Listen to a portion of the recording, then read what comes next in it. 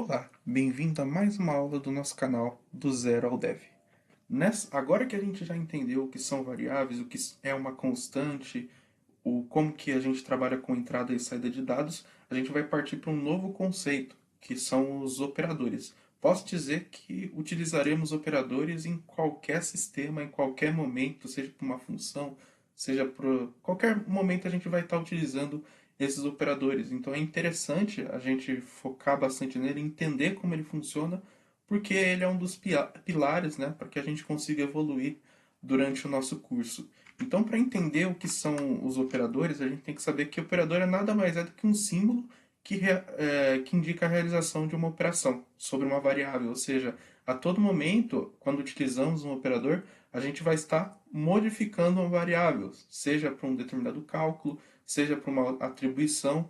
Então, o operador nada mais é do que um símbolo para que a gente a todo momento esteja modificando uma variável. E agora eu vou mostrar, né, quais são os tipos de operadores existentes na linguagem C e também que são utilizados em outras linguagens, seja PHP, Java, JavaScript, mas a gente sempre vai utilizar esses operadores em outras linguagens. Claro que se a gente pegar alguma linguagem como Python, a gente vai ter mais operadores, mas o foco, né, a base dos operadores a gente vai entender nessa aula e vamos levar mais para frente para as outras linguagens. Então, primeiro tipo de operadores são os operadores de atribuição. O que seria um operador de atribuição? Ele serve simplesmente para atribuir algo a uma variável. Então, o primeiro operador que a gente tem é o igual. A gente viu durante as aulas passadas que a todo momento a gente declarava uma variável e atribuía um valor para ela. Então, a gente já fez uso do operador de atribuição simples, ou seja, eu atribuir um determinado valor para uma determinada variável. Além deles, a gente tem o operador de atribuição aditiva, ou seja, eu consigo atribuir um outro valor a uma variável que já tem o valor. Esse conceito a gente vai entender na próxima aula, que a gente vai praticar, mas o que é para que seja entendível? Vamos pensar no seguinte caso, eu tenho uma variável que tenha valor 10. Quando eu utilizo mais igual, vamos pensar mais igual a 2, quer dizer que ele vai pegar o valor 10 que a variável já tem e somar 2. Então por isso que é mais igual a 2. Então ele fica um pouquinho mais dinâmico. A mesma coisa a atribuição subtrativa. É eu pegar o valor que eu já tenho numa variável e subtrair o valor que está como menos igual a um determinado valor, né? Como multiplicação e divisão.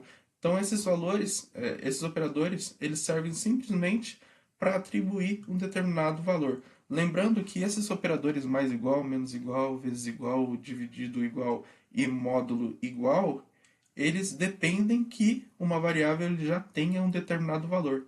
Então, diferente da atribuição simples, que eu posso atribuir um valor mesmo a variável não tendo valor, eles dependem, porque eles vão fazer um incremento no valor que já existe na variável. Então é um ponto importante a ser citado. O igual a gente consegue atribuir para uma variável que não possui valor, mas os outros a gente depende que a variável tenha um valor para que a gente consiga prosseguir. Então, se a variável não possui valor, provavelmente a gente vai ter um erro de compilação, um erro lógico durante a execução da nossa aplicação. Os operadores são os operadores aritméticos, nada mais é que servem para que a gente consiga fazer alguma operação matemática dentro do nosso programa. Então, a todo momento, pensando em um sistema de cálculo DRH ou um sistema que precisa fazer cálculo de data, cálculo de alguma coisa para mostrar alguma informação para o usuário, a gente fará uso desses operadores. Então, o primeiro operador é o mais, que é o operador de adição, e aqui a gente tem um exemplo básico, né? 4 mais 2, que a gente vai atribuir uma variável. Temos um menos vezes dividir, que são as operações básicas da matemática, né? Então a gente tem esses operadores para que a gente consiga fazer essas operações básicas dentro da nossa aplicação. Além disso, a gente tem os operadores um pouquinho diferentes, que é o resto da divisão, que a gente chama de módulo. O que seria um resto da divisão?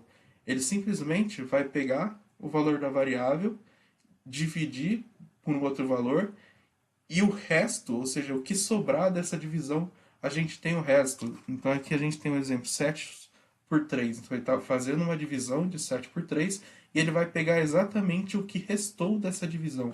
Então a gente costuma utilizar esse operador para diferenciar, para verificar se o número é par ou ímpar. Porque o que é um número par? É quando a gente divide por 2 e o resto dele é zero. E o ímpar, quando a gente divide por 2 e o resto dele é um ou outros valores, né? Então, esse operador de resto de divisão ele serve exatamente para isso, para a gente trabalhar com esse determinado conceito, né?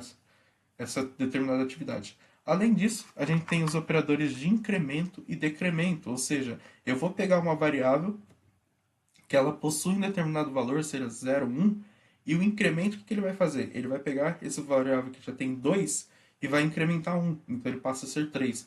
Então, esses operadores de incremento e decremento, a gente vai perceber que iremos utilizar bastante eles quando trabalharmos com as estruturas de repetição. Então, não se preocupe muito com eles, mas eles são operadores essenciais para que evoluímos cada vez mais. Simplesmente, incremento, a gente soma mais um, decremento, a gente tira mais um do valor da variável. Então, perfeito, esse conceito é bem tranquilo também. Além disso, a gente tem os operadores relacionais, que ele simplesmente ele vai fazer a comparação de uma variável com outra variável ou uma variável com um determinado valor. E a gente tem algumas simbologias, né? A gente tem o sinal de maior, ou seja, ele vai verificar se uma variável ela é maior do que outra. E o interessante, o retorno dessa comparação, ela vai retornar um valor inteiro. Ou seja, se eu comparar que 3 é maior do que 2, quando ele for fazer esse relacionamento, ele vai retornar um valor 1. Ou seja, 3 é maior que 2. Se caso fosse 3 é maior que 4, ou seja, a gente não tem que 3 é maior que 4, ele é menor. Então ele vai me retornar 0.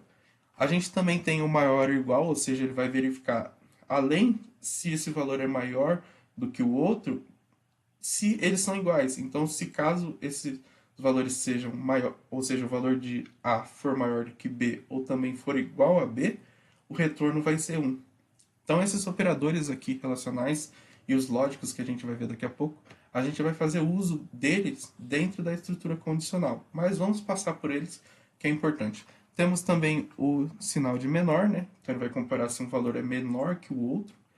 Também temos o menor ou igual, se ele é menor ou igual a outra variável. Temos o sinal de igualdade, ou seja, vai verificar se o valor de A é igual ao valor de B, retornando 1 ou 0, 1 se caso positivo, 0 caso negativo. E temos também o de diferente, ou seja, se o valor de A é diferente do valor de B. Um ponto importante quando trabalharmos com JavaScript, a gente vai ter um outro operador aqui no meio, são dois na verdade, né? Que é o de equidade, ou seja, ele vai ter três iguais, então ele vai dizer que tanto o valor quanto o tipo são iguais, porque no JavaScript, quando formos trabalhar, ele costuma transformar tudo em string quando vem da tela, né? Então, um para o JavaScript é igual a uma string 1. Mas não foquem nisso, vamos focar na linguagem C, mas futuramente, quando estivermos aprendendo JavaScript, a gente vai ver que a gente vai ter esse problema, né? Que ele vai dizer que um inteiro é igual a um de uma string. Então, por isso que a gente trabalha com os operadores de equidade e também o diferente, que é diferente igual igual, que ele vai verificar se é diferente tanto no valor quanto no tipo. Mas esses são os operadores relacionais. São bem tranquilos. Além disso, a gente tem os operadores lógicos, ou seja, ele vai verificar se um conjunto de validação bate com outro conjunto, ou seja, enquanto os operadores relacionais ele está analisando uma variável com outra, os operadores lógicos ele tenta comparar um conjunto, ou seja, ele vai pegar A igual a B e também A diferente de B. Ele precisa de dois conjuntos para fazer essa validação. E dentro deles a gente tem o operador lógico e, ou seja, ele depende com que a primeira validação seja verdadeira e a segunda também. Então, a composição, os dois sendo verdadeiros, ele retorna 1. O ou ele já é um pouquinho diferente. Tanto um quanto o outro retornar verdadeiro, então é uma condição válida, ele retorna 1. E o negação, ele vai pegar o conjunto, o retorno, né, dessa validação e negar. Então, se o retorno for verdadeiro, ele vai colocar como falso. Se o retorno for falso, ele vai retornar como verdadeiro. Então, o foco dessa aula foi passar, de fato, esses operadores. E agora, como a gente fez uma teoria só para explicar os operadores existentes, a gente vai partir para a prática, ou seja, a gente vai pegar todos esses operadores que a gente viu nessa aula e vamos utilizar o nosso editor de texto lá para compilar e validar como que funciona esse processamento, né, dos operadores, como eles funcionam na prática.